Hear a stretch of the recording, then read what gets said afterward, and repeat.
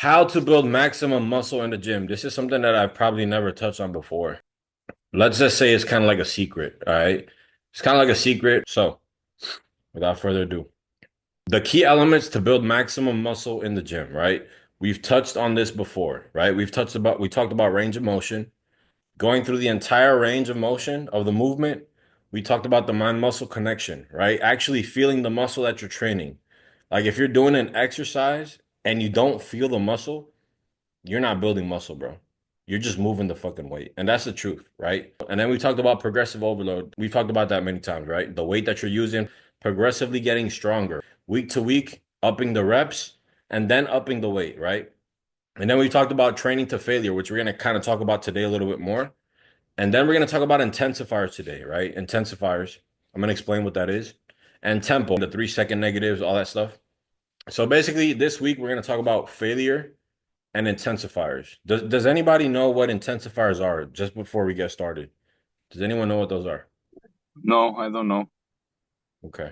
I'm gonna give you a pretty good overview that way you guys understand why I even use them in the first place, okay? So, intensifiers, they're also called intensity techniques, okay? An intensifier set is the opposite of a normal set, right? So, what do you guys do with your normal sets? You do 6 to 10 reps, you push yourself, and then you kind of hit failure, right? And then you just rest for like a minute or two, right?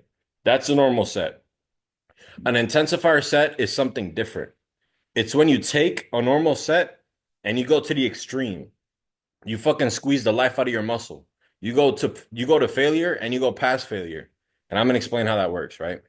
So the purpose of using these techniques are to push to failure and past failure, like I just said, right? Most of us are not training with a training partner. Pretty much all of us train alone, right? Which means that we will always leave 1 to 2 reps in the tank, even though we think we don't. And this goes for myself included too, right? I train by myself, guys. You know what I'm saying? So when I'm in the bench press and I'm bench pressing 225 and I hit 10 reps and I think that that's all I got, in reality, bro, you left 1 to 2 reps in the tank, right? Because your body's always going to fight to survive. So it's not going to allow you to push past the point of failure to the point where you're going to fucking chop your neck off because you hit failure and you can't move the weight anymore. It's kind of going to protect you from doing that. Now, if you train with a training partner, you typically always can do more reps when you train with someone. I don't know if anybody here has experienced that before. When you train with someone, randomly you do like 3 more reps than last time out of nowhere. Has that happened to anybody here? Because that shit has happened to me all the time. Yeah, that's definitely happened to me. Yeah, I get it. I Yeah. understand what you're saying. So Because it's like because you don't go into survival mode. Yeah, exactly. You know what I'm saying? You can actually push yourself because you know, okay, if I can't go no more, this guy's gonna hold the weight. He's gonna help me get it up. You know what I'm saying?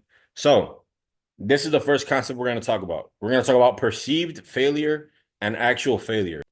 Let me explain what that is. So perceived failure is when you is hitting what you think is failure, okay?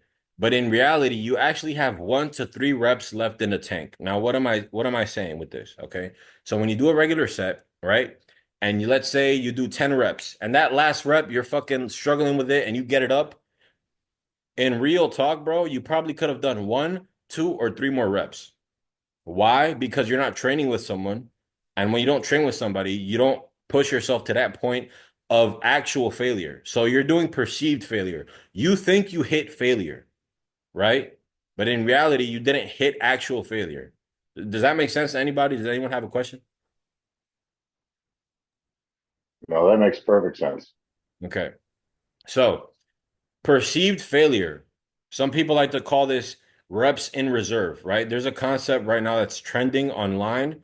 They talk about reps in reserve, RIR, meaning when they'll tell you to leave 1 to 2 reps in the tank when you train, right? But this is actually the same shit as perceived failure because even if you're training to failure or you think is failure, it's not real failure because you're actually leaving 1 to 3 reps in the tank, right? So this kind of training, when you train alone and you're pushing yourself to perceived failure, this is good for building strength. And let me explain why. So when you're building strength, right? When you're trying to train for strength, which is important, like we talked about progressive overload, right?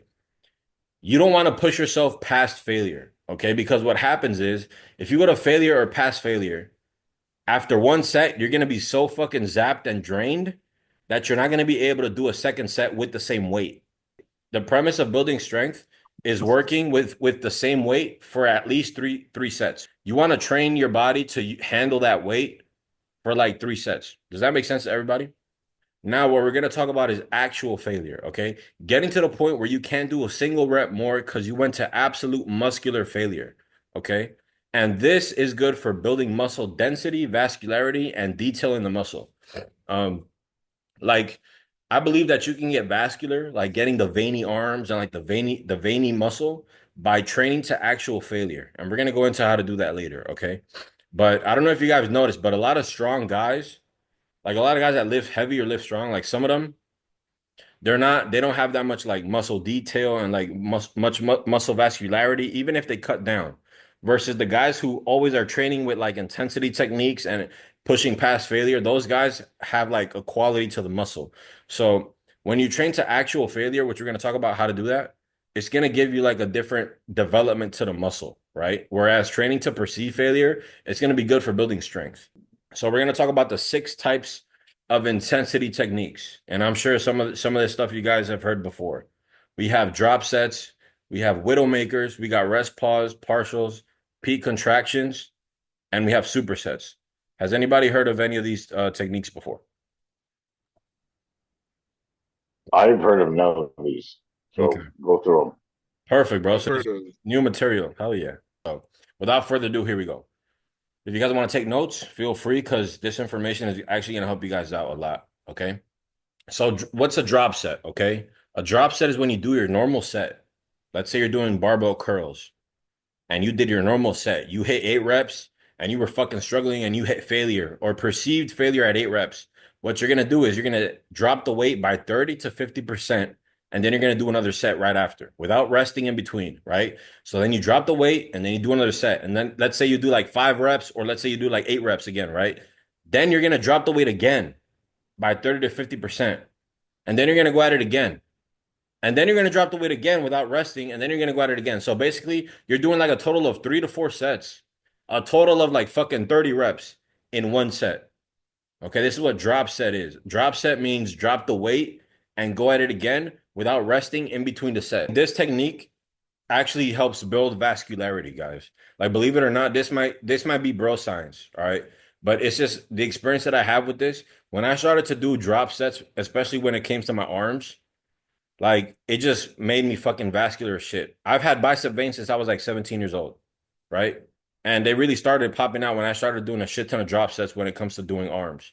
You take the 40-pound dumbbells, you do your set, and then you go down to 30 pounds, and then you do another set. Then you go down to fucking 30, and then you go down to 20. Then you know what I'm saying?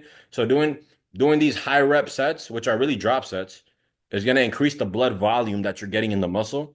And I believe that it actually builds up the veins in the muscle because I've seen it with my own physique, right? So that's what a drop set is, okay? Second thing is rest pause, okay? Perform a normal set until perceived failure, right? Then rest for 3 seconds while still holding the weight. And then you squeeze out another rep or two. And then you rinse and repeat. So what am I talking about? So for example, let's say let's say you're doing a squat, all right? Let's say you're doing a squat and you hit six reps, right? And you're tired as fuck. You think you don't have another one. What you're gonna do is you're gonna hold the weight at the top and you're gonna rest for like 3 seconds. One Mississippi, two Mississippi, three Mississippi, and then you're gonna go down for another rep. Boom. And then you're gonna rest again. 3 to 5 seconds while still holding the weight, not re-racking the weight, right? And then you go again. This is how you actually push past like plateaus. You guys know, like when you guys been stuck at a certain rep range for a while, like fuck, I can't do more than 6. I've been stuck here for fucking 2 months, right? This is how you push and get extra reps in by doing a rest pause, right? I like doing this shit on leg extensions. When you guys feel that fucking burn on your quads and you're doing the leg extensions and you're like, fuck, I can't take it no more. You rest for like 3 seconds, you recoup yourself, you know what I'm saying? You man the fuck up, and then you go at it again. You squeeze as many reps as you can without dropping the weight and without re-racking the weight. Okay, this is what a rest pause is. And this is a great technique to build size, in my opinion. All right. When I was doing a lot of rest pauses, especially for my chest, I just saw that it was fucking growing because it's allowing you to get more reps in that you otherwise would not have gotten in, if that makes sense to everybody. Yo, can I chime in for a second, Huncho? Yeah. Oh yeah, Syed, fucking yeah, that shit works for me too. I saw what you put in the chat. But the rest pause, honestly, I didn't even know that was it had a name. I just know that usually on set number 4, that's when I have to rest pause. I get to like rep number 6, and I'm like, God damn, bro. Mhm. And then like, nah, I can't quit. Like you said, you got to man the fuck up and finish the rest of the set. So, nah, that shit, yeah, like 3 to 5 seconds, and then just squeeze the rest of them out. Yeah. Like the main culprit for me personally is fucking the alternating bicep curls. I fucking hate those. Um, But yeah, I have to rest pause on those, like, for sure. Those shits be burning. Yo, and this is we could call this shit man the fuck up set. That's what it really is, bro. Because like, Yeah, true, you know true. what I'm saying? Like if you train with anybody that really trains hard and looks great, they're probably doing this shit like fucking 60% of the time, if not more. You know what I'm saying? So it's really just man the fuck up set. I like that name, bro. In my opinion, drop sets is gonna build vascularity because it's increasing the fucking blood flow. You're doing high fucking reps. And then the rest pauses is gonna actually help you build a little bit more size because you're getting in more reps with the same amount of weight, if that makes sense. So now we're doing Widowmakers, and these are actually my favorite. All right, these are actually my favorite, but they're fucking brutal. And let me explain why. So, Widowmakers, you're gonna perform your regular set. All right, let's say you're doing leg press. You're doing 6 reps on a leg press. You hit that 6 rep, and you're tired as fuck. Right?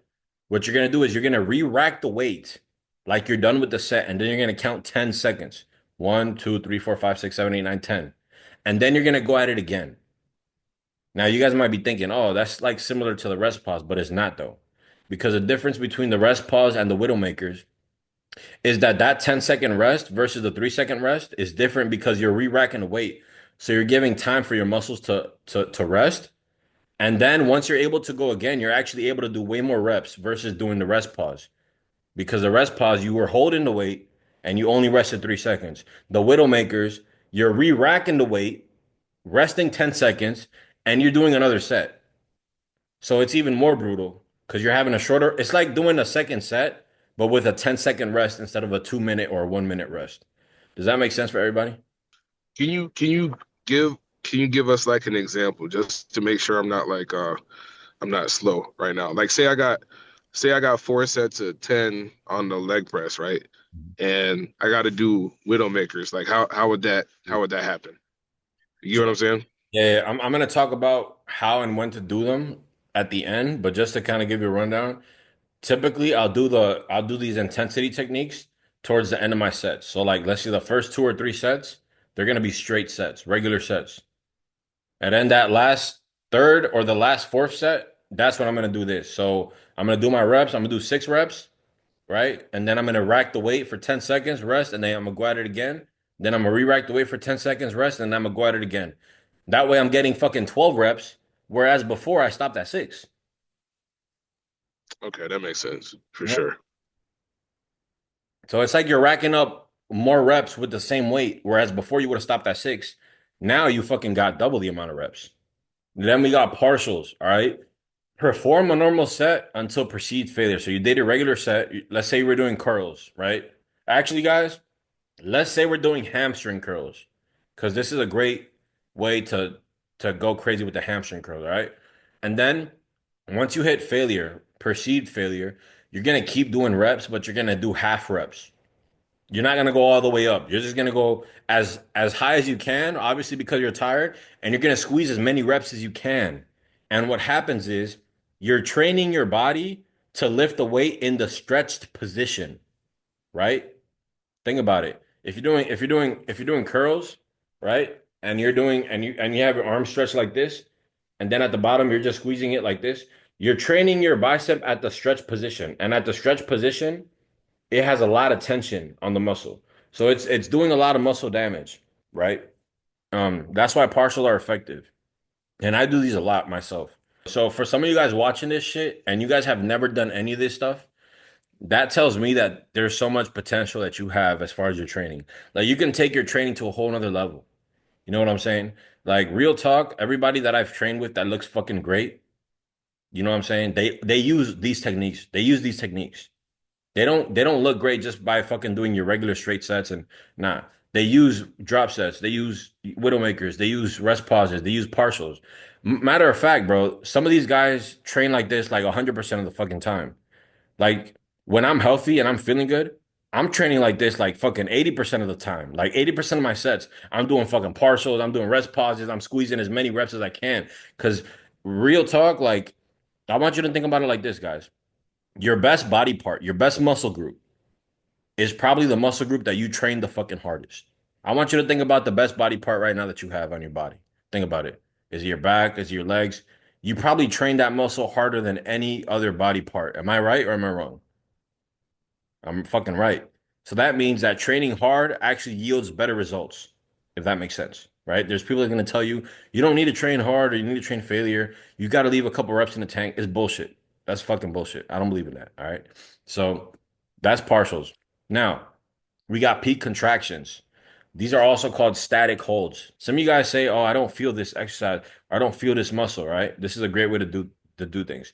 So you hold the contraction position for 30 to 45 seconds. So with Yeah. these, you can start off your set like that, and what that's gonna do is gonna start rushing blood into the actual muscle, right? Because some of you guys have problems connecting with the muscle or feeling an exercise, right? So you're gonna actually start rushing blood into the muscle because you're holding a peak contraction and then you're doing the weights, which is even pumping the blood into there like way more. Um, and this is actually good like as a first movement. So like for example, some of you guys, I have you doing leg extensions as a first movement. Let's say if you're doing back, let's say you're doing lat pull downs, or let's say I have you doing fucking pec deck machine. Like that's what this is for. You know what I'm saying? For those kind of machines, you can just take that contraction and fucking squeeze the shit out of your muscle and then do the reps. That's just gonna help you develop a way better mind muscle connection and way better detail, especially for the quads. Like this for the quads, this is what gives me separation in my quads. This technique right here. If it wasn't for this, I wouldn't have the separation in my quads that I do. Quick question, Herjo. So now the weight that I'm lifting, like I have to do warm-up sets. Like I can't just hit it raw pause. But like on the warm-up set, right? Like usually I do like half the weight that I'm actually gonna use, Mhm. and then I'll up it to the weight for the 4 sets or whatever. So if I do the warm-up set like that with the peak contraction in the beginning, would that be like a good technique, you think? Yeah, you could do it. You could even do it as a warm up set. Yeah, for sure. I would start off my leg days doing that, doing peak contractions on the leg extensions. Or I would start off my chest days or my push days doing that on the pec deck fly machine just to get a good pump. That way, when I'm starting my compound movements, whether that be the bench press or whatever else the fuck I'm doing, I'm already engaged and I'm already pumped and I'm ready to fucking go. That makes sense. Now we're gonna talk about supersets, and I'm sure this is the one you guys have heard about. So supersets is actually my least favorite intensity technique. I think this is like so fucking blown out of proportion of how effective it is. And I'll explain why, right? But supersets is pretty much when you combine two movements back to back with no rest, right? How I like to do supersets is I like to do supersets using the same muscle, right? So if I'm doing a tricep movement, I'll combine it with a tricep movement. If I'm doing a back movement, I'll combine it with another back movement. What you'll see a lot of guys on the internet doing is like you combine like opposing muscle groups. So like if you do a bicep movement, then you go straight into triceps with no rest in between a set, right? And if you're doing that shit because of time reasons, that's understandable. But I personally don't like that shit. I personally don't like that shit because I think when you superset your whole workout and you're doing opposing muscle groups, you're minimizing the amount of weight that you can actually lift. For example, let's say I'm doing a bench press and then I'm going straight into a lat pull down. I'm going to be tired from the bench press. So when I do my lat pull down is going to suffer because I did the bench press first, and vice versa. If I do the lat pull down first and then I do the bench press, my bench press is going to suffer because I did the lat pull down first. Whereas if you're doing a superset, let's say I'm doing a bench press and then I'm going straight into another flat, a dumbbell fly that's hitting my chest, I'm actually just rushing in more blood into the same muscle, right? I'm pumping in more blood in there. So I like to do supersets with the same muscle. One of my favorites when I do skull crushers with a barbell, and then I go straight into close grip bench press with that shit. I'm sure some of you guys have tried that shit. Um, that shit is solid, right? So that's how I like to do supersets. I don't know if anybody has any questions about that. I do. Not a question. So pretty much, I think I got that one on my workouts with the pec deck fly and then doing push-ups. Mm-hmm. At first, I hated it, but then now I tell you, go check out my record, man. It's just I do the fly, then I do go 15 push-ups, back to the fly, 15 more push-ups, back to the 15. You know, I mean, each push-up decreases because it's intense, man. That's right. And I how's love your it, man. chest looking, bro? You told me your chest was looking different. Yeah, yeah, yeah. It's actually growing. Like pretty much, it's growing, man. It's out there. It's sticking out. At first, I was doing like 4 to 5 push-ups. But after that, now I'm just rocking it out. And with the same thing with the incline. It's getting better now. Oh yeah. Yeah. Yeah. So there you have it, guys. These are the 6 intensity techniques. And like I said, if you guys aren't using any of these things, you guys have a lot of room to fucking grow. When I train, more than half the time I'm using this shit. So these are important things to learn. And I hope you guys are writing some of this shit down. So let's talk about how and when to incorporate these sets. All right. Because this is where a lot of guys go wrong. All right. I've trained with a lot of people and I've tried a lot of things myself. I tried doing intensifier sets every single set. I've tried doing it once every now and then. So I've tried different things, right? You're usually going to want to do it the last set of every exercise. All right. So most of you guys, or some of you guys, let's say I have you doing 4 sets, 5 sets, 3 sets. You do not want to use these techniques on all of your sets. Okay. You do not want to do that. Okay. Because like I talked about, we are training to progressive overload, which means lift heavy and get stronger. If you're doing this on every single set from the get-go, what's going to happen is you're going to fucking zap your muscles and you're going to get them so fatigued that you're not going to be able to do a second set with heavy weight. And the whole point is to actually get stronger with a given weight.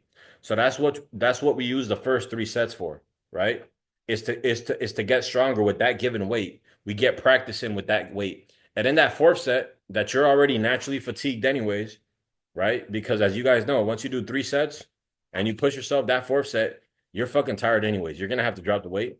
That 4th set is when I usually start incorporating some of these techniques, partials, drop sets, supersets, widowmakers, etc., just to get in more reps and more volume. So like I wrote here, focus on building your strength and hitting perceived failure in the first few sets. On your last set, that's when you're going to squeeze out all the fucking juice. You know what I'm saying? Leave no fucking prisoners. We don't negotiate with terrorists. We go all the fucking way. All right. The last point here is vary the intensity techniques that you use. If you're always doing fucking drop sets, it's not going to do anything because you're doing the same thing every single time. All right. You're going to want to vary the intensity techniques that you use. 1 week, you're going to be like, all right, I'm going to do a lot of drop sets this week. Last set, I'm going to do a lot of drop sets. Next week, you're going to do a lot of rest pauses. Next week, widowmakers. You know what I'm saying? So vary the intensity techniques that you use. That's very important. These are kind of like secrets, things that kind of take you to another level. Because most people are not doing this. Most people don't understand this shit. But the people that do, they're the ones that really get the results. You know what I'm saying? So that's why I kind of wanted to talk about that. So you guys can start using some of that stuff off the rip.